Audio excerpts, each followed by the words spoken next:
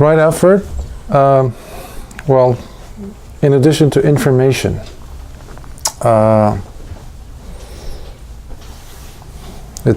transitioning theme that goes on endlessly all around us, within us, in all our endeavors. If I could indulge you just first for, actually, if you could just do this tiny little experiment with me. If you can close your eyes for a few seconds and just notice your clothing, the areas of your body that are coming in contact with different types of fabric, different temperatures, textures, pressure, hot and cold,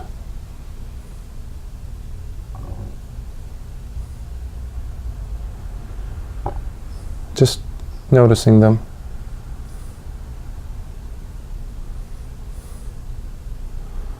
And if I can have you open your eyes gently.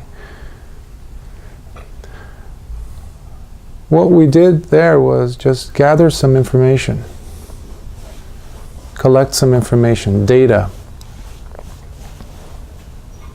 Throughout life, we constantly gather information. We're constantly taking in information, whether in huge chunks or in tiny little bits.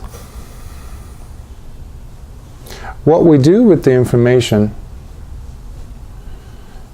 is where the topic lies for today. It has to do with that right effort, the sixth of the Eightfold Path that the Buddha left for us as the surest way, the only way to gain enlightenment, according to Theravada tradition. Recently I was communicating with an acquaintance of mine whom I had not seen for over a decade. And I was pleased to see him again. However, interestingly enough, when he opened his mouth, he was so excited because he was talking about what he had been gathering during those 10 years. Information, tons of it. And I couldn't even get in a word edgewise as to even ask him about the information. He was just on the process of just uploading it into my system, as it were. Just giving it to me, just constantly. And I was, meanwhile, observing his features, his facial expressions, the sun's rays hitting his forehead, the area around it, the temperature that was constantly shifting, as well as listening to him as best as I could. So after enduring that for about 45 minutes or so, in one shot, I turned to him and I asked, "That's great. That's awesome that you're excited about all this and you've uncovered this major secret, as it were. But could you answer me just this bit? I'm just curious about finding out this part." He's like, "What is it? How is this changing you? Let's say you're about to die in 5 seconds. How would all this data that you've gathered going to change you to feel happy? Is it relieving is it relieving suffering for you?"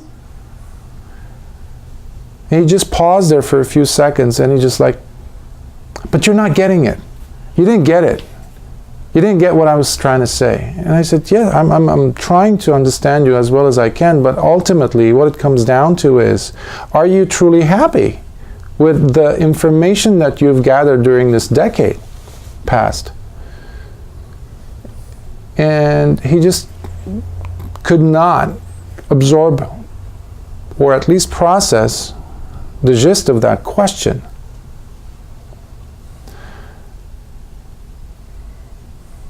we're always, the moment we wake up, we're being hit again and again and again with new pieces of information.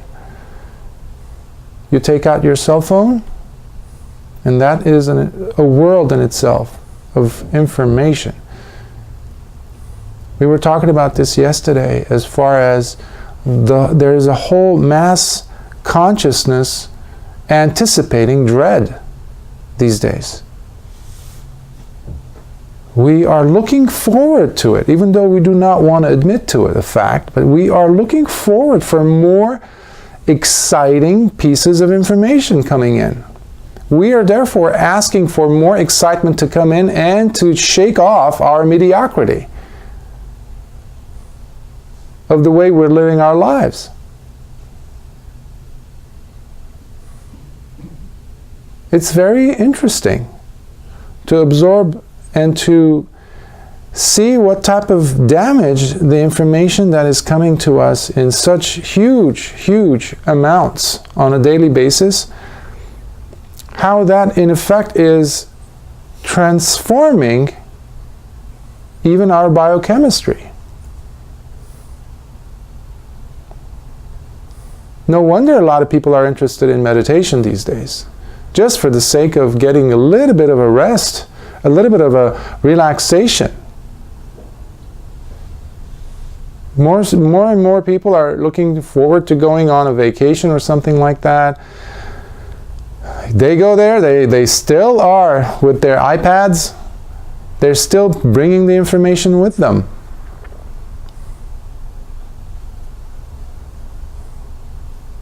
Well, this is not simply something that is isolated and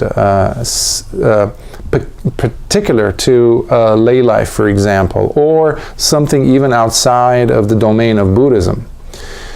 In Buddhism, you might be a Buddhist scholar, you might be a Buddhist practitioner of all of the classes within the 4 classes of Buddhism, monk, bhikkhuni, lay disciple, male or female, doesn't matter. We can still collect data, including the suttas, including the teachings of the Buddha. This is where we're kind of transitioning into right effort, applying the right effort into this. Learning the suttas, for example, or listening to the Dhamma can be just as useless as listening to a political campaign speech or something like that that's going on these days, or an absurd YouTube video that's playing, or somebody's tweeting their status on whatever on the internet, etc. It can be as useless as that if we just take in the information and leave it there and collect the information. In our DNA, in our human genome, we have millions of different codes. Recently, about a decade ago, they figured out the human genome. They did the whole project, the Human Genome Project, out of which they discovered that only a tiny little portion is actually useful. The majority of the rest is just junk. I think the number that they were saying that actually is useful and is very relevant to our makeup, genetic makeup, is about 38,000 or something codons. I might be off on the numbers, but completely minuscule compared to the Everest size of useless information, at least for all intents and purposes, that we can actually measure with the traits and the phenotypes and genotypes, etc.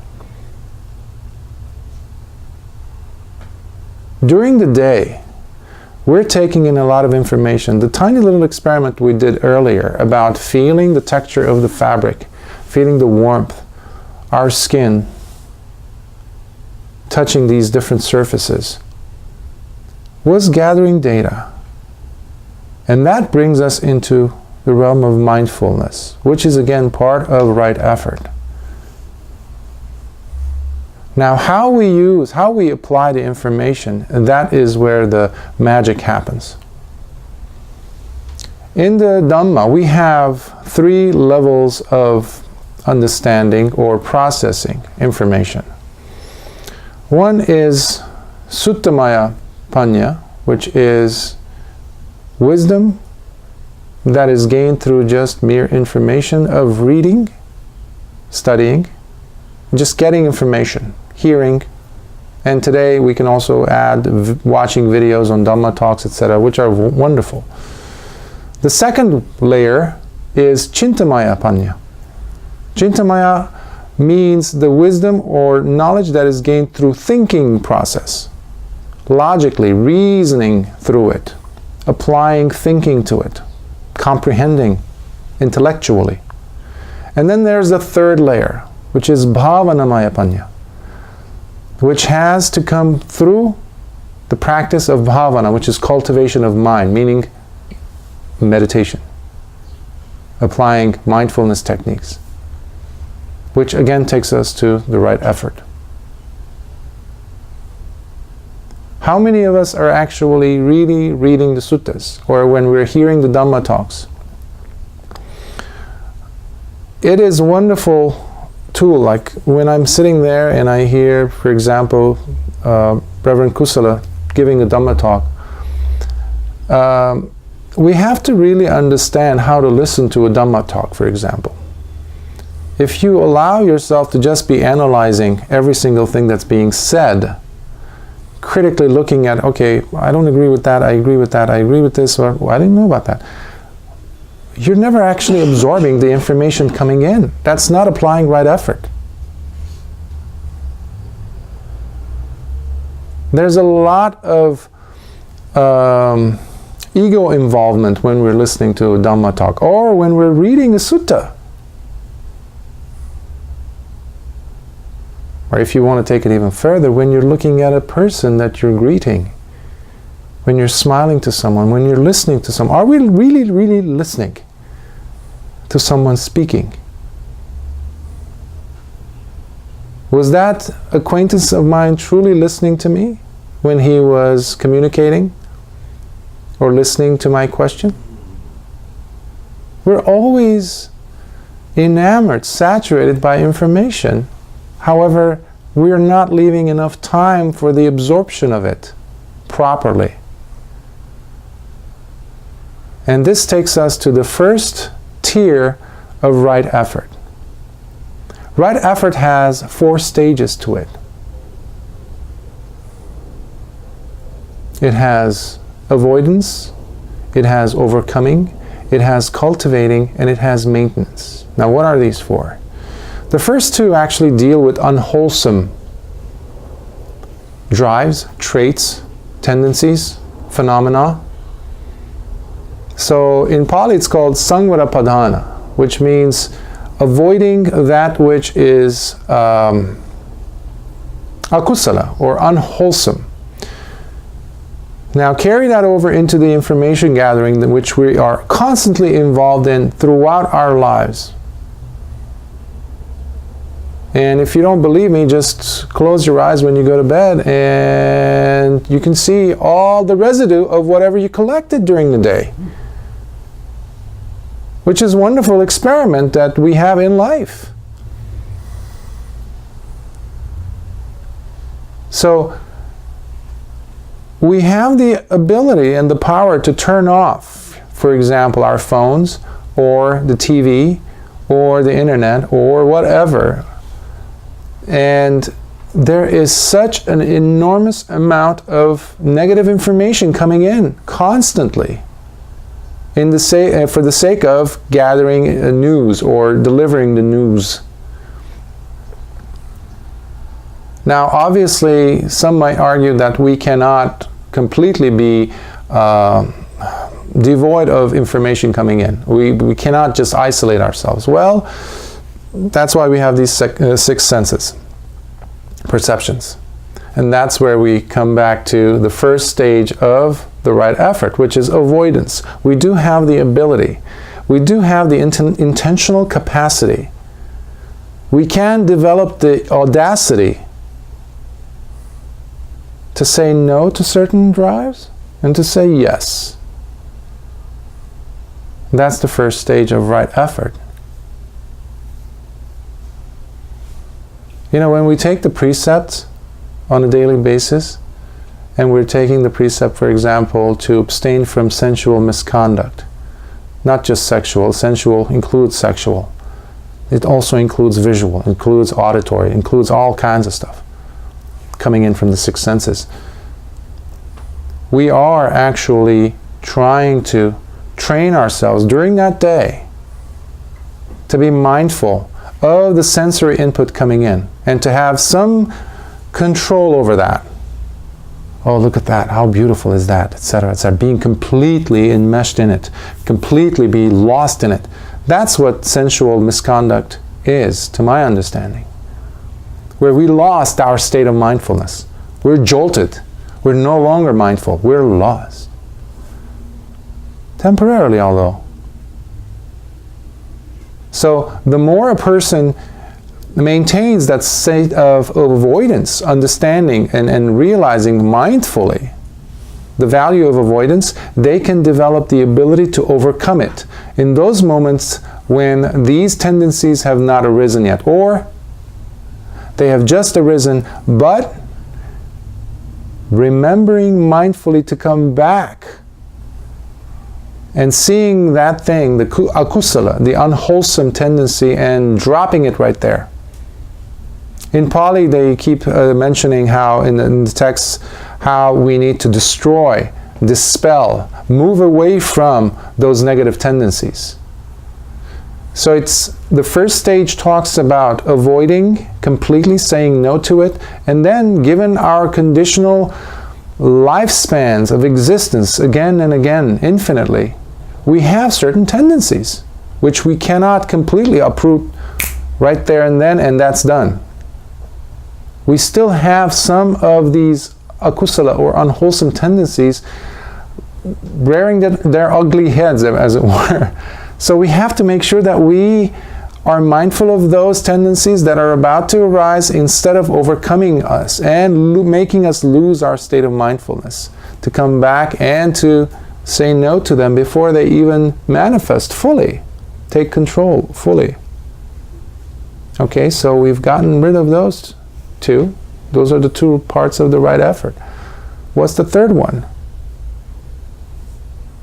We need to do the opposite. We need to introduce to our perception the positive aspect of it. We had the akusala, which we avoided and overcame, and now we introduce, we cultivate the positive, we cultivate the wholesome, a smile, a genuine smile.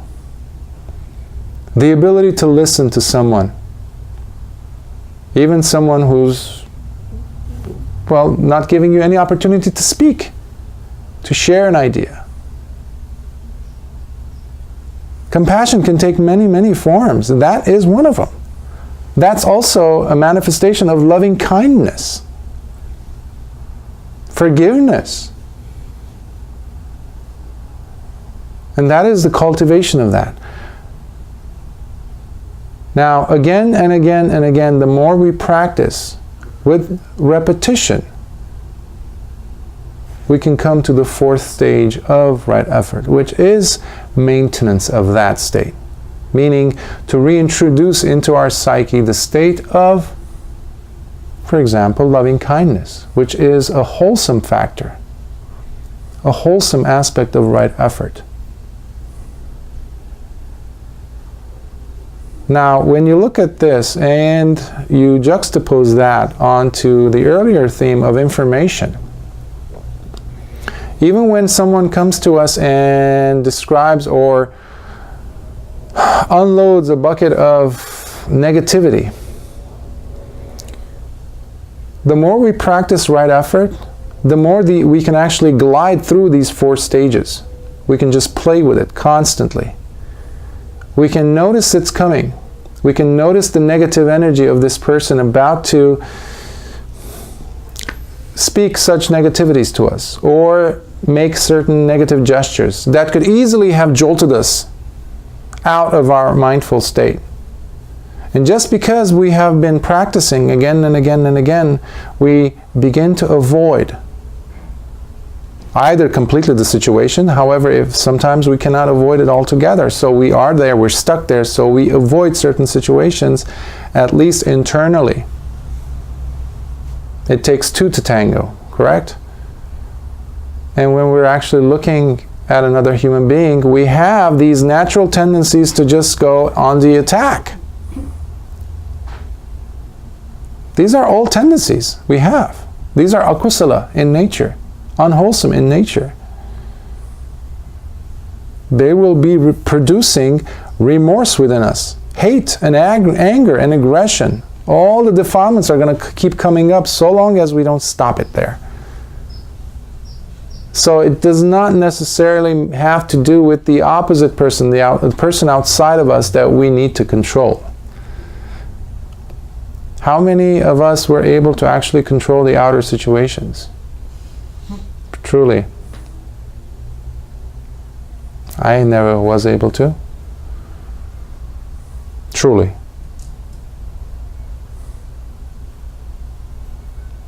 So that brings us to avoidance of certain tendencies within us. However, it's not a one-shot deal. You just do it, you forget it, you're done. You're good to go for the rest of your life. Unless we're arahants, that's not going to happen. However, we are working towards that. That's the beauty of it. Every single step we take towards applying these four efforts, we are getting closer and closer and closer. There are mini nibbanas, as it were, taking place. In those moments of clarity, when there is no aggression, when there are no defilements, they might be so minuscule in duration, however, they are significant. When we multiply those layers of beauty, of those, airtight compartments of clarity, they can add up to actual realizations. The Buddha's Dhamma is not something that is left in books, in speeches, in Dharma talks, or even in repetitions. They're all wonderful, they're necessary, but they are not it. The it factor comes in through practice. We all want to do something and be done with it. I know that whenever I went on a long retreat, meditation retreat, every single moment that you're practicing, you're applying your energy towards let's say maintaining awareness, being mindful, every single gesture you're noticing, every single time we flickered our eyes, our eyelashes moved, you become so sensitive to it. But ultimately, deep down, we're all like, I just want to hit that right button and in the crosshairs and boom, we're good. I'm going to hit enlightenment. I'm going to be good to go. And never worry about it. Unfortunately, it doesn't work like that. It's an ongoing thing. So long as we take that information with the right attitude and look at it as so critical, every layer of our awareness during the day is critical in the overall result. In Buddhism, there was, for the longest time, there was this debate, this argument within different schools for centuries. One camp, was sticking to the idea of a sudden awakening, and the other was talking about gradual awakening. Does it happen? Nibbana, does it occur suddenly? Or does it take a long time? Well, it depends on how you look at it. There are two sides of the same coin. When it happens, it's sudden. However, it took many lifetimes. Layer upon layer upon layer upon layer. when we talk about samsara, I mean, what's the point of the Dhamma? Why are we even here? Why do we even listen to the Dhamma? Why do we even study or like even the words of the Buddha? It's all about understanding, getting discernment, getting to be wise, understanding the way 12 links of causation unfold in a person's every moment, every moment of awareness, every millisecond of existence. It does not come with just mere information or just mere living. We have to apply both together. They go hand in hand. And wisdom delivers that. And wisdom is the essence of it, because ultimately we do not seek enlightenment for enlightenment's sake, in a sense.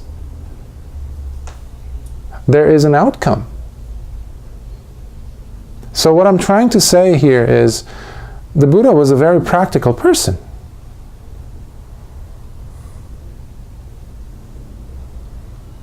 One of the greatest karmic acts we can ever commit is to sit and meditate.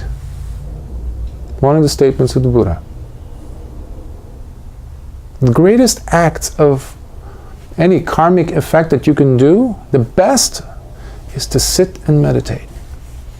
However, we don't just keep it there.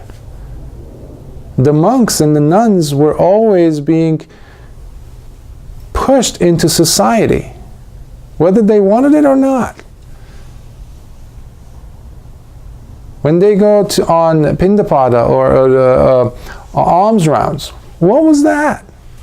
What is that? That's the Buddha's way of putting us back, the Dhamma back into the midst of society, to actually help them to gain, to be sharing that wisdom that they've actually experienced, the monks and nuns and the laity. So my effort is to help us to look at the Dhamma in a way where we can actually apply the principles in the face of all kinds of information coming in to us from all around, without judgment.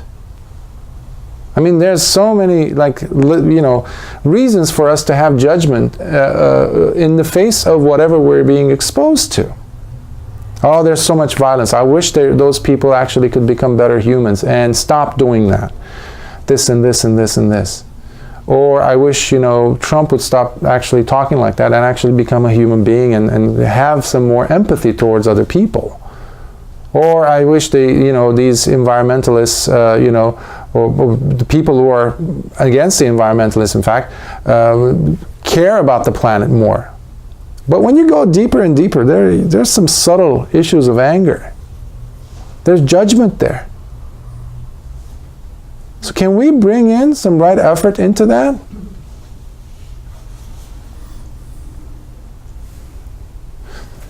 So it's, I'm leaving you with a series of questions, I know.